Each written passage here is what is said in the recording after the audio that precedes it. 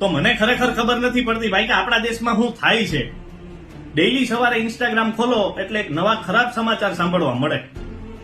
તો આજે પણ એક નવો બનાવ બન્યો છે, જેમાં યુપીની અંદર મુસ્કાન નામની છોકરી કે જે ઓલરેડી મેરિડ છે અને એને 2 બાળકો છે, જેમાં છોકરાની ઉંમર 5 વર્ષ અને છોકરીની ઉંમર 1 વર્ષ.